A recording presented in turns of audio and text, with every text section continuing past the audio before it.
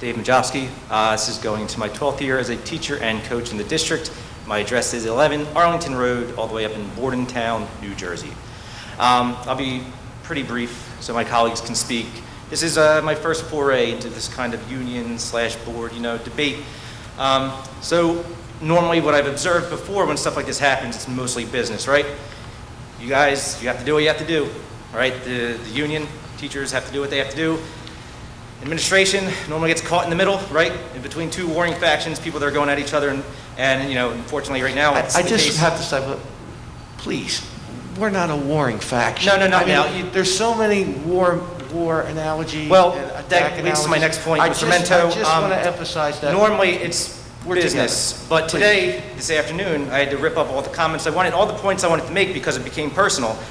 It became personal when I go on 12:10 a.m., right, and hear some Bo Dunk radio show with some guy interviewing a board member from here, and it is clear from that interview that no matter what we do, no matter any concern the administration makes, that we make, any employee district makes, excuse me, parents make, it's going to fall on deaf ears. I know we're opening. Everyone knows we're opening. It is what it is. When you go and you signal out teachers directly, it is personal. Even though they were not mentioned by name, it does not take a rocket scientist to know who you were talking about. These are two teachers that have devoted their whole life to this building. They are adored by their students. They go above and beyond. They are better educators than I can ever hope to be. And it is unacceptable. It's despicable. It was uncalled for. And, for the record, just so you know, I too am a bachelor, Mr. Mento. I too am afraid to give this virus to my family. I'm not ashamed. There's nothing wrong with being scared. It's called common human decency. Thank you. Thank you.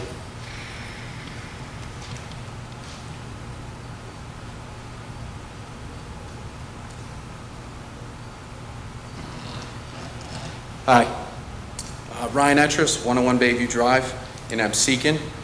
I don't live in town, but I am a chemistry teacher here at the high school. I came tonight to simply express how I feel to the town of Hamilton. I was out this summer. I worked part-time. I went to stores. I participated in outdoor dining. I wasn't scared. I was excited to come back to work. I couldn't wait to come back. But coming back into the building this week, it did scare me. And like Dave said, I'm not ashamed to admit that I'm scared. I've been in this district for 24 years, 12 years as a student and 12 years as an educator, and I think I understand what we all expect at this point. We want to show that we're exceptional.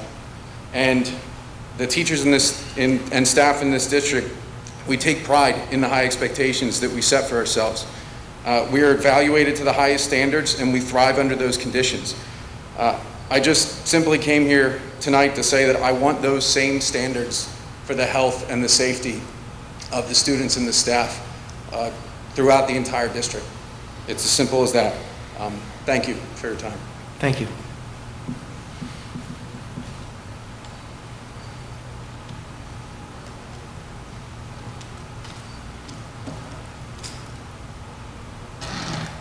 Hello, my name is Casey McCullough.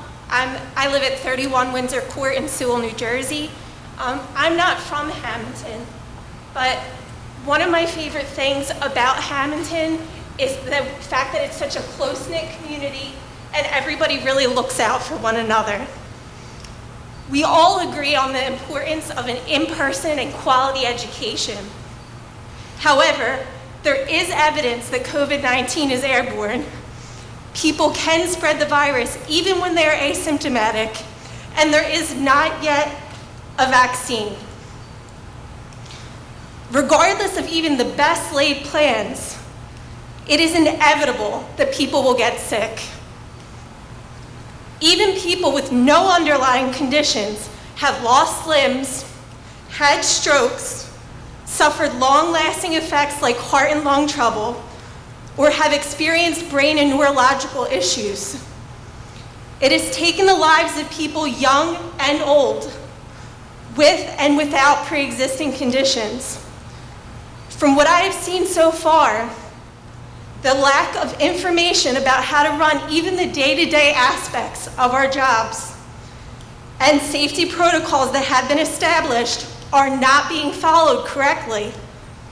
The only thing that is 100% safe in regards to this virus is to hold school remotely. You have the opportunity and the power to guarantee our safety and to decide to hold school remotely. If you could prevent the death of one student or one staff member, would you? Or, knowing all of the risks, are you willing to gamble with our lives? Thank you. Thank you.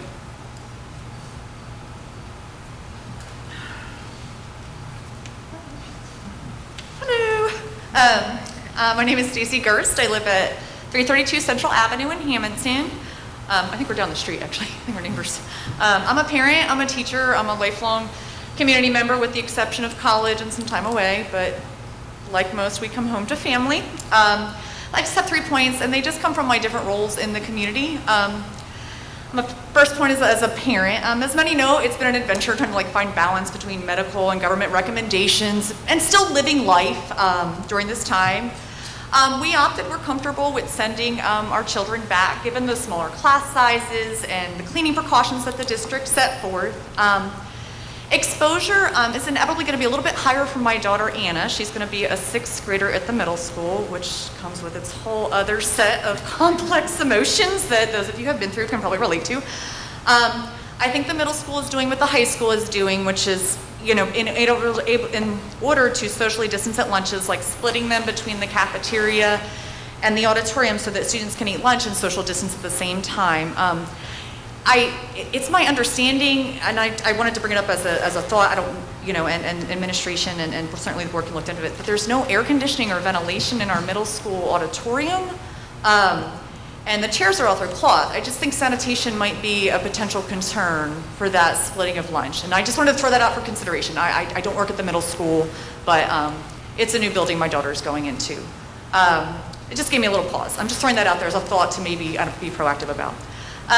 My second point is as a faculty member. I've been working in Hamilton for 11 years now. It's my 16th year teaching, so I'd never come back and live in Hamilton and teach, and here I am.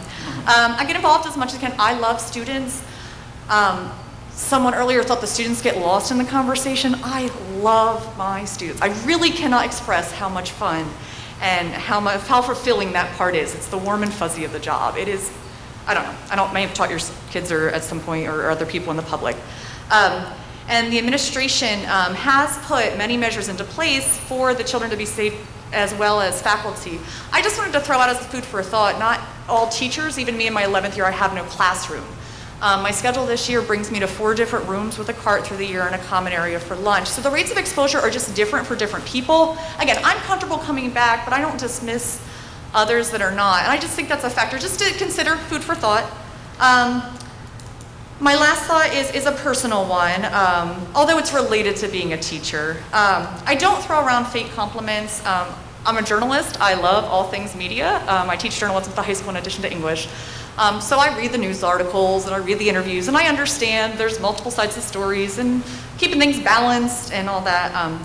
I did want to throw out, though, and people who know me personally can hopefully think I have some credibility. I strive to be a person of value and to value good things. I just wanted to throw it as a friend, just a personal testimony to that. I have truly watched our union leader, Anthony, do a job that was so democratic, so fair, so deliberate and calculated. And I feared that some public who only saw certain bits and pieces of media wouldn't see that behind the scenes picture. Again, it's just a personal testimony, and you could be like, oh, well, he's your friend. Of course you're gonna say that. I don't throw compliments around like that lightly. I really feel like he's led with integrity, and I just wanted to make sure that that went on public record as someone who sees behind the scenes, doesn't throw out fake compliments, and I feel 100% comfortable saying that in this type of setting. This is a complex system to run. I don't envy any of you. I don't. I got to talk to someone in upper administration today, and I was like, do you like this job? It's so hard. I was like, oh, it's got to be overwhelming. I don't dismiss that. But I did feel compelled to just share those points again as a parent, a faculty member, and just I guess as a friend and a personal testament. So thank you for your time. Thank you. Thank you.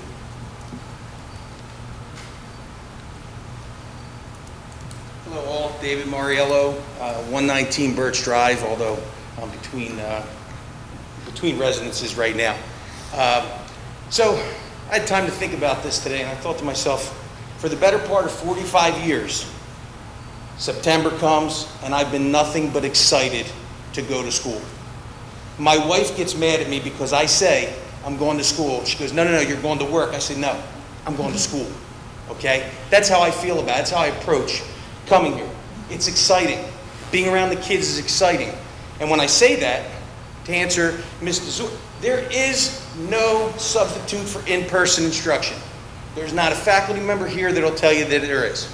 And I'm going to tell you, there isn't. We know that. That's a guarantee. That's a guarantee.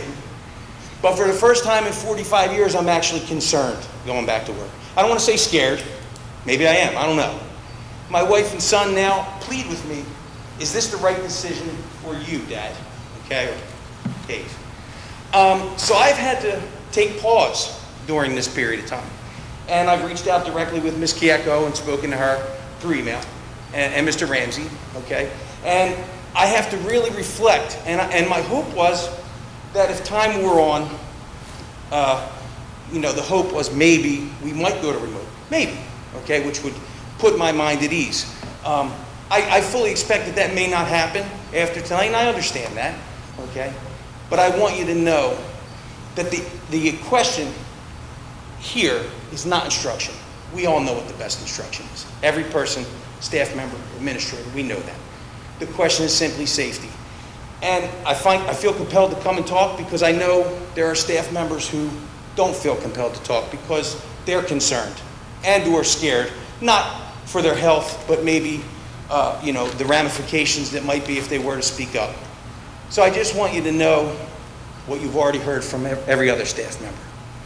We're concerned about safety, not just ourselves, the students as well.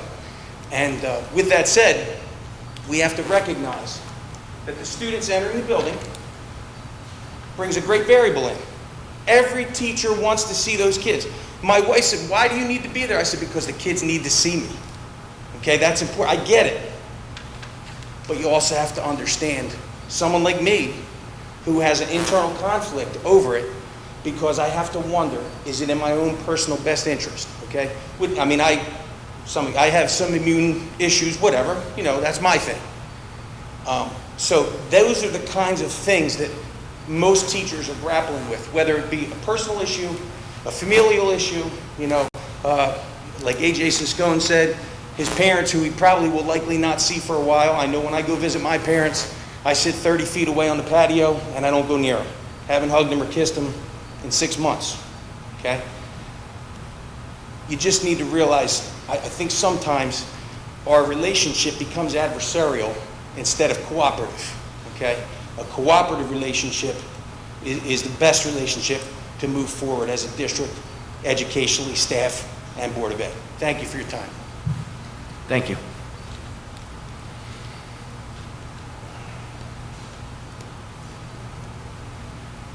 Hi, Kelly Salona, 134 Pine Road.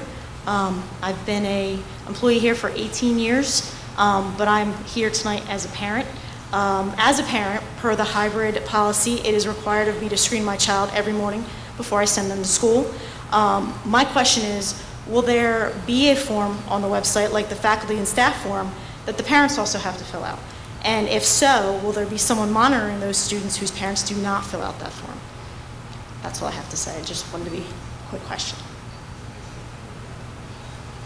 Yeah, we do have a form. It's just, it's going to go through Parent Portal, but for the younger students, we're giving a paper copy on the first day for the parents. We're also sending a robocall on Monday night.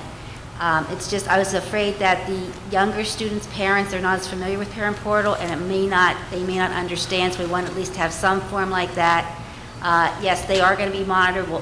I'm monitoring the staff one right now. That will be distributed amongst the others, and also staff will be using real-time as a means to do those daily screenings. But yes, we are going to have that set up. It's just that's going to be given out the first day and through the robocall. Again, a paper copy to start with at the ECEC and WES, and then through Parent Portal with the older students. Thank you, Mrs. Kick.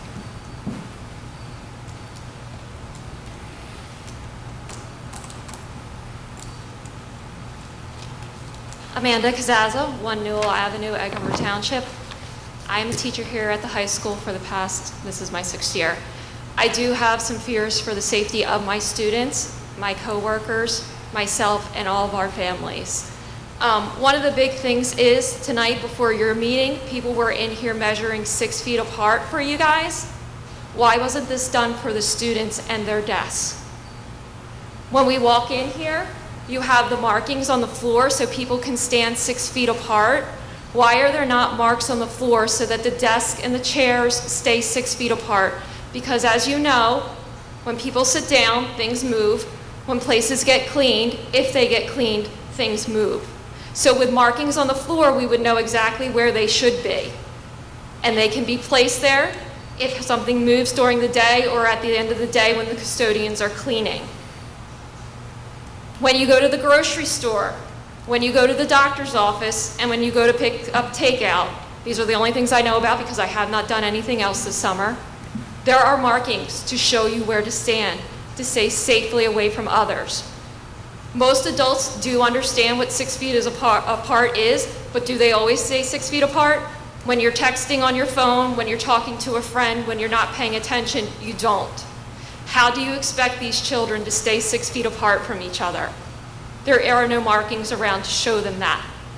How many people actually know what 6 feet apart is? A lot of us know now because of this, but still, as a child, when you're not paying attention, and it's not because you don't care, it's because you're distracted and you're excited to be back, and I don't blame them for that, because I would be excited to see my friends and teachers also, but they will not know that. Nothing has been done in our classrooms to keep them 6 feet apart. Some of our kids will be sitting at tables pretty much the same size that you're sitting at. They will be sitting diagonal from each other. There's not another chair next to them to keep them from inching forward or backward. There's nothing as a barrier to keep them from spreading their stuff out. That is not going to be staying 6 feet apart. In your plan for the students to return back to school, it says that all classes will be provided with 3 desk shields. Here at the high school, I've only seen 2 in each room, and nobody's explained to us exactly how they're supposed to be used. In our department meeting, it was said that they were to be used as mask breaks for the kids. I'm sorry, but I do not feel safe, and I know there will be a lot of kids who will not feel safe with somebody sitting in the back or somewhere else in the room, taking their mask off, sitting behind this small little shield.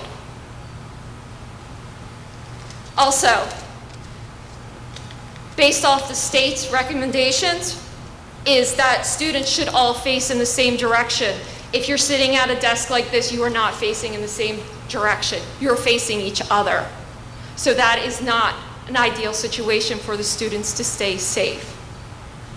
We also have the global training that we do, I forget the exact name of it, that we had to do for teachers. We have to have it done by tomorrow. It states in there also that the students should all be facing the same direction. So like you said, if you're sitting at a desk or table like that, you are not facing the same direction, you are facing each other.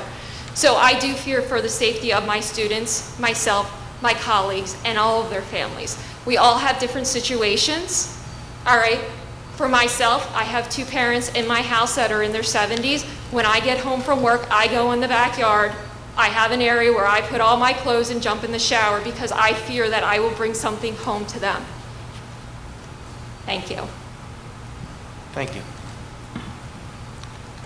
Seeing no one else, we're going to close the public comment portion, second portion.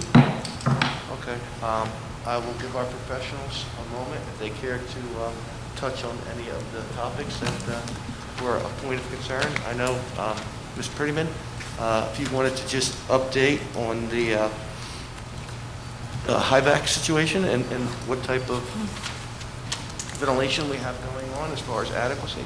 Yes. Our HVAC system or ventilation system does have MERV 8 filters. It is not designed for a MERV 13 filter. It will not operate efficiently with a filter with a MERV 13 rating. I will say that all of the filters have been replaced for the opening of school as recently as the last 2 weeks, and they will be maintained according to the guidelines, and the HVAC system is safe in our schools. It is operating as it was designed. Thank you. Ms. Gaither, do you care to address any of the Yeah, I issues? can address some of the issues. That last teacher specifically, I do understand her concerns because her classroom is a very odd-shaped classroom, and we'll definitely take a look at that to see how those things can be adjusted, because we could move desks in there and do something with the tables. The markings on the floor, we are expecting those stickers at any minute now, so they should be in place, and if not, we will put something else, even if it's just, blue tape to show the 6 feet. But we do have the signs coming, they just haven't been installed yet. And also, in terms of the desk shields, they aren't there for mass breaks. We had ordered 3 for each room, but we ended up with more rooms in the elementary school than we needed. And for those rooms, they have those kidney tables where they're doing small groups with their reading groups. And we felt that that would be an extra barrier if the teacher wanted to work at a kidney table. Here at the high school, I don't really foresee students sitting behind them because you don't do that little small group work. However, if the teacher wanted to keep a shield in front of their desk, it was there for their protection as well. So it wasn't like we were thinking it was going to be a mass break, and I'm sorry there's that misconception, which will be addressed tomorrow with staff. But that's what the purpose of those shields are, is to just give the flexibility in the elementary school, because they do have to do things in different the modes as we do in the high school. So that was the clarification on that. Thank you. Okay. Mr. Benton, I just wanted to address just a couple of things very briefly. There was obviously the Atlantic County Educators Association president, I think was the title, who was here. I'm happy to hear that she's on the mend. I had not known she had been sick, and I've known her for years and respect her and know that she's a dedicated educator. I don't agree with her characterization of the board's obligations. I didn't want the public to believe that for some reason or another that this district has not done what it needs to do with regards to interacting and not only with the association but also with individuals. And I wanted to, really touch upon that component and segue into, the law requires that the district as an employer engage in the interactive process. I've had the opportunity to consult, counsel, and work with Ms. Kieko as she has worked through that process tirelessly. She has taken every concern very seriously. She has worked to try and make every accommodation that she could. She has put students and staff first in all her decision making. So I think, I heard comments with regards to integrity and transparency. And sadly, when I hear sometimes those accusations, I'm reminded of The Princess Bride and the comment, you keep using that word, I do not think it means what you think it means, because I can't believe that there could have been more integrity or transparency brought, especially by Ms. Kieko in her interactions with the staff that have approached her for assistance. So I just want to comment that way. Thank you. Okay, board members, any other comments? Mrs. Baronato? I would just like to say, after listening to everyone, that either I'm under the wrong impression or this board, everyone is under the wrong impression. After listening to several speakers and their comments, and I have empathy for them and their concern. I want them to be safe, of course, and I want our children to be safe. But if you had just listened to their comments, and I was under a different impression. They have unanswered questions about their working conditions. They want answers to their questions. There is limited information for them. The staff is not prepared. There's a lack of safety measures. Their comments have fallen on deaf ears, and again, there's a lack of information. I don't think that's true. you have been working along with people and have answered, I believe, every question to the best of your ability. You have followed every guideline. So for them to come here and say, and, you know, they have their concerns and, you know, and they're entitled to them, but is this information not being brought back to them as a whole? Or they really believe that what they are saying about the safety conditions have fallen on deaf ears? We've been talking about this since March. We've had restart meetings all along, and some of them have been involved in the restart meetings. Thank This you. isn't a decision, I'm sorry, did my time up? No, I said thank you. I was agreeing with you Oh, I about the mean, startup meetings. and 'Cause they I've been to knew, 30 of them. you know, they knew what we were doing. They knew what basically our intent was, you know, and it was brought up that, you know, I was a teacher and they wanted, you know, feedback from teachers. You know of everything that I have said about remote, my feelings about remote, my experiences with my 5 grandchildren with remote, my experiences with other people that have called me about remote. We just need to be in school, and I'm, you know, I feel that way. It's my opinion. You can prove me wrong. I'm willing to listen to you and prove me wrong. But like I said, I don't feel that there was a lack of communication. And Robin, I think that's an insult to you. You have worked so hard with them, and you have answered and tried to answer. And if you didn't have an answer, I'm sure you got back to them. That's all I have to say on that subject. Okay, thank you. Without any further comment, I'll entertain a motion to adjourn. Mr. Panzer, seconded by Mr. Antonazzi. All in favor? Aye. Meeting adjourned. Thank you. I